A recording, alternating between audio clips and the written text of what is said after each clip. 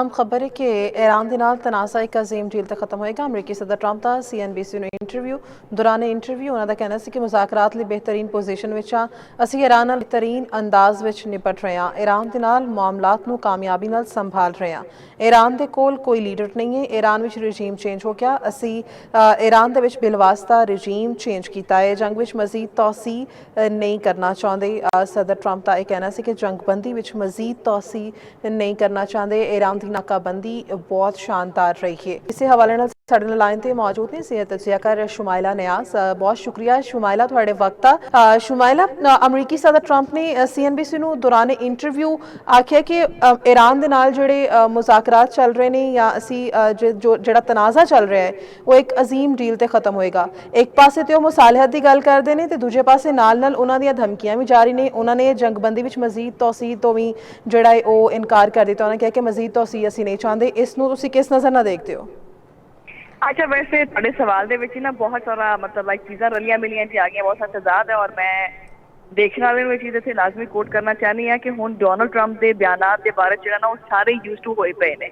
और अगर वो कोई भी बयान देते हैं जो बड़ा जारे हाल होता है तो वो उत्ते लोग हूँ इन्ना काम नहीं करते जिन्ना पहले करते थे कि वो अमरीकी सदर डोनल्ड ट्रंप ने जोड़ा वो है धमकी दे दी है।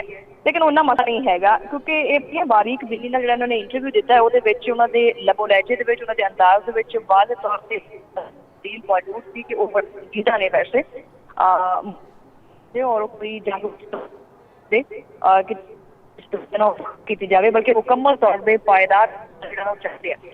और तुहानू पता है कि मैं इस बारे कोई वाजे तुहानू दस नहीं सकती। कोई खबर जिन्नियां भी आंदी तुहाडे तक भी वही आंदी ने, मेरे तक भी वही आंदियां ने। इस टाइम दोपहर तक की खबर यही थी कि JD वैंस जिहड़े ने पहुंच चुके हैं। अगर 13 त्यारे पाकिस्तान पहुंचते पे तो यदा मतलब यह है कि बहुत ही कोई लैंडमार्क जो ना वो होने वाला है, कोई ऐसा मूवमेंट है। और डेफिनेटली कोई भी अगर मुल्क का सदर होवे तो अपने आप डिग्रेड नहीं करता। उन्होंने पता है कि उसकी एक सियासी साख भी हैगी है। और दूसरा मैनू बड़ा एक चीज़ फील हुई है डोनल्ड ट्रंप की गलबात सुन के कि शायद उन्होंने लग गया है कि मेरा शायद अगला टेन्योर नहीं होएगा, मैं जो कुछ कर सकता वा मैं हुणे ही कर लवां। जी शुमाइला, इंटरव्यू के दौरान ही उन्होंने फौजी कार्रवाई का भी इंदिया दिता कि उन्होंने कहा कि अगर ईरान जो अपने इस डील से अमल नहीं करता या मुआहदे से मुतफिक नहीं होंदा तो असी फौजी कार्रवाई लिए भी तैयार हाँ। तो कि अगर अल्लाह ना करे कि अगर डील ते मुतफिक नहीं होंदे दोवें फ्रीकैन तो खिते विच मजीद कशीदगी वध सकती है। अच्छा, ओदा प्रॉब्लम है कि वध सकती सी। वैसे ये कोई शक नहीं है कि डोनल्ड ट्रंप जी धमकी देता है या बूट्स ऑन द ग्राउंड भी करता है या फौजी कार्रवाई करने की भी गल करता है तो वो अगर किसी एक मुल्क की गल हो, जिस तरह कि उन्हें वेनेजुएला की गल के उत्ते डोनल्ड ट्रंप बड़ा चिड़दा है कि जी मैं जाके मदूरो को जो धौन तो फड़ लिया सी और मैं सारा कुछ चेंज करता। इत्थे तो मामला ही खराब हो गया ना। इत्थे आबने हुरमस बंद हो गई। ना सिर्फ ईरान का अमरीका का मैशत का बेड़ा गर्क होया बल्कि पूरे खिते की जी मैशत डुब गई। सो इन्हें अगर एक गल्लां दी हद तक कर सकता है, अगर एक करे ये उत्ते अमल दरामद तो ये अफोर्ड नहीं कर सकता क्योंकि खिता अफोर्ड नहीं कर सकता ये सारी सूरत हाल। क्योंकि नुकसान सिर्फ किसी एक दो मुल्क का नहीं है बल्कि बहुत सारे ममालिक का नुकसान है। बहुत सारे ममालिक की जी मैशत जुड़ी हुई है आपने हुरमस के नाल। तो मैं ये चीज़ कहांगी कि ये उत्ते जो बयान आया है, जो गल्लां बातां कीतियां गईयां, जो चैनल है अमरीकी सदर डोनल्ड ट्रंप को इन्ना संजीदा लैण दी जरूरत नहीं हैगी। आपां नूं सिर्फ और सिर्फ ये पाकिस्तान के किरदार नूं पासे कुछ नहीं कर सकते। आपां ये गल्लां जिहड़ियां ने सानू ऑलरेडी पता ने कि डोनल्ड ट्रंप पिछले 45 दिन तो करदा की पिया। जी शुमाइला, ये सारी दुनिया ही जानती है कि ईरान अमरीका तनाज़ा बहुत अरसे तो चलता आ रहा है लेकिन ट्रंप के दौर में ईरान के नाल कशीदगी मजीद वध गई है। तो कि ट्रंप ने मतलब ये प्रेशराइज करने की कोशिश कर रहा है, पॉलिसी चेंज करने की कोशिश कर रहा है। ट्रंप एक्चुअली चाहते की ने? देखो जाहिर गल है एक जिहड़ा जो सट वजदी है तो प्रॉब्लम तो होंगी है कि बई मैं तो समझा ही नहीं सी कि मेरे अगे इन्ना तिड़ के खड़ो सकते हैं। उन्हें समझा कि जी मैं आराम सुकून जो ना कोई अटैक करांगा और रजीम चेंज हो जाएगी, ईरानी सड़कों से निकल आएंगे और मैं जो चाहना वो कर सकता वा।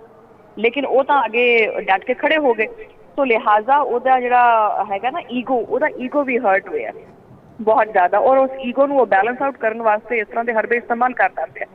और ये मैं ये समझती हूँ कि उनके बयान के भी चीज़ वाजे हैगी है। उन्हें ये वाजे अल्फाज के डोनल्ड ट्रंप ने आख्या कि मैं जंग में तौसी नहीं चाहता, जिदा साफ साफ वाजे अल्फाज के मतलब यही बनता है कि जंगबंदी मुकम्मल तौर पर होएगी, जंग में तौसी नहीं होएगी। जी शुमाइला, जाहिर है अगर ये मामला हल नहीं होता तो ईरान अमरीका ताल्लुकात मशक़े वुस्ता ते की असर पाएगा? ਮਸ਼ਰਕੇ ਵਸੂਤਾ ਤੇ ਅਸਰ ਕੀ ਪੈਣਾ, ਤੁਸੀਂ ਆਲਰੇਡੀ ਦੇਖ ਲਓ ਕਿ ਬਿਜਲੀ ਦੀਆਂ ਜਿਹੜੀਆਂ ਕੀਮਤਾਂ ਨੇ ਔਰ ਗੈਸ ਦੀਆਂ ਜਿਹੜੀਆਂ ਕੀਮਤਾਂ ਨੇ, ਔਰ ਇਸ ਤੋਂ ਇਲਾਵਾ ਓਵਰਆਲ ਜਿਹੜਾ ਤੁਹਾਡਾ ਟੈਕਨੋਲੋਜੀ ਦਾ ਜਿਹੜਾ ਸੈਕਟਰ ਹੈ, ਤਵਨਾਈ ਦਾ ਜਿਹੜਾ ਸੈਕਟਰ ਹੈ, ਉਹ ਪੂਰਾ ਦਾ ਪੂਰਾ ਡਿਸਟਰਬ ਹੋਇਆ ਹੋਇਆ। ਜੀ ਖਿੱਤੇ ਵਿੱਚ ਮਜ਼ੀਦ ਕਸ਼ੀਦਗੀ ਵੀ ਵੱਧ ਜਿਹੜੀ ਜਾਏਗੀ, ਮਈਸ਼ਤ ਵੱਧਦੀ ਹੈ, ਵੀ ਉਹ ਪਈ ਹੈ ਤੇ ਬੜੇ ਕਿਸੇ ਹੱਦ ਤੱਕ ਪਾਕਿਸਤਾਨ ਨੇ ਬਹੁਤ ਅਹਿਮ ਕਿਰਦਾਰ ਵੀ ਅਦਾ ਕੀਤਾ ਹੈ ਇਸ ਕਸ਼ੀਦਗੀ ਨੂੰ ਘੱਟ ਕਰਨ ਵਿੱਚ। ਤੇ ਅਗਰ ਮਜ਼ੀਦ ਮਾਮਲਾ ਮਜ਼ੀਦ ਕਸ਼ੀਦਗੀ ਵੱਲ ਵੱਧਦਾ ਹੈ ਤੇ ਪਾਕਿਸਤਾਨ ਜਿਸੇ ਮੁਲਕ ਤੇ ਇਸ ਕਸ਼ੀਦਗੀ ਜਾਂ ਮੁਜ਼ਾਕਰਾਤ ਦੇ ਕੀ ਅਸਰਾਤ ਹੋਣਗੇ? ਦੇਖੋ ਸਾਡੇ ਤੇ ਕੋਈ ਅਸਰਾਤ ਜਿਹੜੇ ਨਹੀਂ ਆਣੇ। ਜਿਹੜਾ ਸਾਡਾ ਕੰਮ ਹੈ ਨਾ, ਜਿਹੜਾ ਸਾਡਾ ਡੋਮੇਨ ਹੈਗਾ, ਅਸੀਂ ਉਹ ਹਾਸਿਲ ਕਰ ਲਿਆ ਸੀ, ਉਹ ਸਾਡੀ ਅਚੀਵਮੈਂਟ ਹੈ, ਅਸੀਂ ਕਰ ਲਿਆ। ਇਹਨਾਂ ਨੂੰ ਸਾਲਸ ਦੀ ਪੇਸ਼ਕਸ਼ ਕੀਤੀ ਔਰ ਇਹਦੇ ਵਿੱਚ ਕਿਰਦਾਰ ਅਦਾ ਕੀਤਾ। ਔਰ ਅਮਰੀਕੀ ਵਫਦ ਜਿਹੜਾ ਉਦੋਂ ਵੀ ਪਹਿਲੇ ਵਿੱਚ ਕਰ ਦਿੰਦੀ ਹੈ ਜਿਸ ਗੱਲ ਨੂੰ ਹੋਏ, ਪੂਰੀ ਦੁਨੀਆ ਦੇ ਵਿੱਚ ਇਸਲਾਮਾਬਾਦ ਜਿਹੜਾ ਉਹ ਮਰਕਜ਼ ਨਿਗਾਹ ਬਣਿਆ ਰਿਹਾ। ਇੰਟਰਨੈਸ਼ਨਲ ਮੀਡੀਆ ਪਾਕਿਸਤਾਨ ਦੀਆਂ ਗੱਲਾਂ ਕਰਦਾ ਰਿਹਾ, ਇਸਲਾਮਾਬਾਦ ਦੀਆਂ ਗੱਲਾਂ ਕਰਦਾ ਰਿਹਾ, ਔਰ ਪਾਕਿਸਤਾਨ ਨੇ ਫਿਰ ਆਪਣਾ ਜਿਹੜਾ ਨਾ ਉਹ ਇੱਕ ਡਿਪਲੋਮੈਸੀ ਔਰ ਇੱਕ ਸਾਲਸੀ ਦਾ ਕਿਰਦਾਰ ਅਦਾ ਕਰਦੇ ਹੋਏ ਦੁਬਾਰਾ ਦੋਨਾਂ ਅਫਰੀਕੈਨ ਨੂੰ ਟੇਬਲ ਦੇ ਉੱਤੇ ਲਿਆਉਣ ਦੇ ਉੱਤੇ ਆਮਾਦਾ ਕਰ ਦਿੱਤਾ। ਤੁਹਾਨੂੰ ਪਤਾ ਹੈ ਕਿ ਕਮ ਅਜ਼ ਕਮ 13 ਜਹਾਜ਼ ਔਰ ਕੁਝ ਸਿਕਿਉਰਿਟੀ ਅਫੀਸ਼ੀਅਲ ਜਿਹੜੇ ਨੇ ਉਹ ਇਸਲਾਮਾਬਾਦ ਪਹੁੰਚ ਚੁੱਕੇ ਹੈ। ਇਹ ਇਸ ਗੱਲ ਦੀ ਬਹੁਤ ਵੱਡੀ ਦਲੀਲ ਔਰ ਸਬੂਤ ਹੈ ਕਿ ਪਾਕਿਸਤਾਨ ਆਪਣੇ ਸਾਲਸੀ ਦੇ ਕਿਰਦਾਰ ਦੇ ਵਿੱਚ ਨੰਬਰ 1 ਜਾ ਰਿਹਾ।